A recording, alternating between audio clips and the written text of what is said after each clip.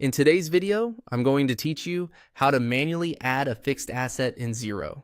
By the end, you'll know exactly where to go, what to enter, and how to register the asset so it's ready for depreciation and reporting. Start by signing into Xero and heading to the main dashboard. From the top, navigation, open the accounting menu.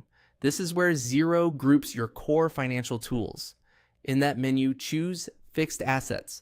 The Fixed Assets area is your central hub for tracking items you intend to use in the business over multiple periods like equipment, vehicles, or furniture.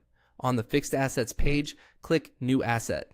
This opens a form where you'll capture the key details. Begin with the asset name. Use a clear, consistent naming convention so the item is easy to find later. For example, include the model or location if that helps your team identify it at a glance. Next, enter the purchase price.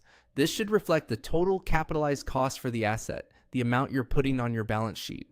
If your policy includes delivery, setup, or installation costs as part of the asset's value, make sure those are already included in the figure you enter. Accuracy here ensures correct depreciation and balances.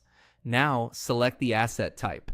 Asset types in Xero usually control which accounts the asset posts to and how it depreciates. Choose the type that matches the item you're adding. For instance, office equipment versus motor vehicles.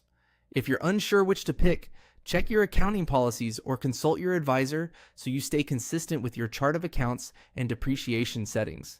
Add the warranty expiration date.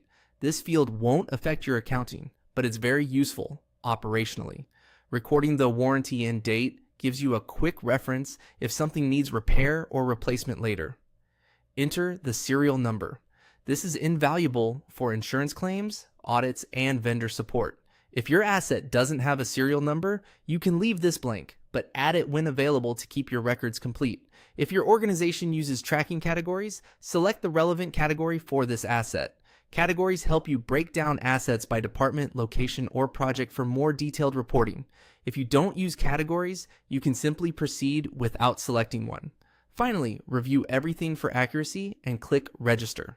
Registering confirms the asset and moves it out of draft status, so it's included in your fixed asset register and scheduled for depreciation according to its type. That's it. Your fixed asset is now added in Xero. Keeping these details clean and consistent will make your reporting clearer and your audit trail stronger. Thanks for watching and happy bookkeeping.